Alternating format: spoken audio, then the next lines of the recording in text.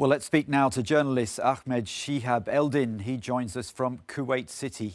Thanks very much for coming on to Good Morning Europe. Now, we absolutely want to consider the wider context here, but first of all, given the recent escalation over the last couple of days, what's your view of these events? The UN is warning of a possible full-scale war. Well, what is the context, Alistair? I'm glad you asked. At the beginning of the holy month of Ramadan, exactly 1 month ago, Israel blocked off access to the Al-Aqsa Mosque for Palestinians and nearby settlers. They were supported by the state, they were also trying to forcibly steal Palestinian homes in Sheikh Jarrah, which is home to 3,000 Palestinians. That would make entire families homeless in a pandemic. So this colonial violence has been happening because both Israel and settlers know that they can act with impunity. The settlers and the horrifying lynch mobs are emboldened by an apartheid state that allows them to carry weapons and assault Palestinians in their neighborhoods. And the state itself is emboldened by an international community that allows massacres, including the murder of children, without facing much, if any, consequence. So, these headlines that say Israel strikes Gaza after Hamas fires rockets are not only offensively reductive, they're intentionally deceptive.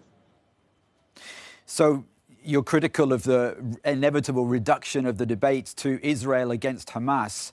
In terms of the wider assessment of events, you're critical of the international community there as well. What more do you want to see done?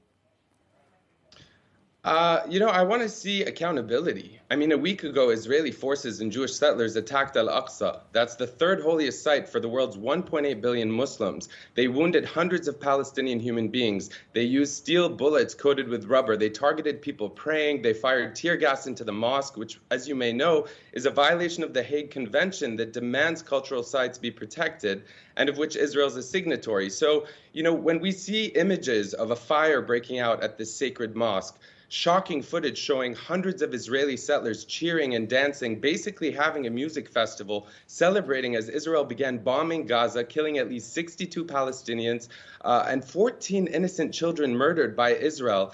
We see overnight now, an unprecedented attack in cities like Eldin. We've seen lynch mobs of Jewish supremacists attacking Palestinian citizens of Israel, and the police actually leading these attacks and making arrests while protecting the settlers.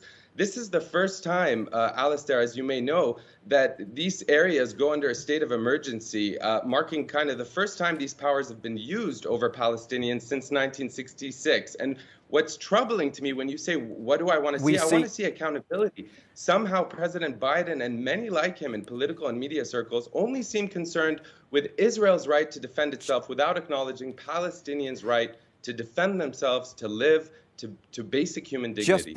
Just briefly, because we don't have much time, there are moderate voices on both sides calling for the need for a two-state solution, calling for the underlying causes to be addressed, calling for a solution to Jerusalem. But do you think, despite those voices, are things just going in the opposite direction? Well, yeah, for too long, I think because the media is focused on false equivalence, violence of the Israeli occupation, these ethnic cleansing policies, which was at the crux of what was happening in Sheikh Jarrah. To your point, this didn't start this week or last month. It's been happening for decades. And, when you see Attila Somfalvi, a mainstream Israeli TV anchor, inciting genocide against Palestinians, saying there is no impediment to deleting a neighborhood in Gaza, this is part of a culture perpetrated by the occupation. So as long as Israeli settlers who are supported by the U.S. have the ability to wage an ethnic cleansing campaign.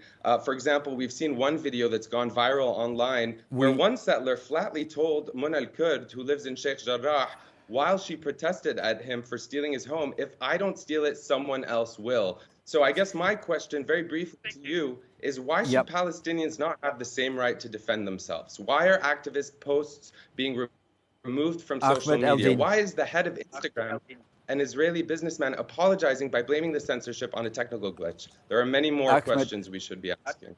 Ahmed Eldin, we're out of time, but thanks very much for your thoughts there, journalist in Kuwait City.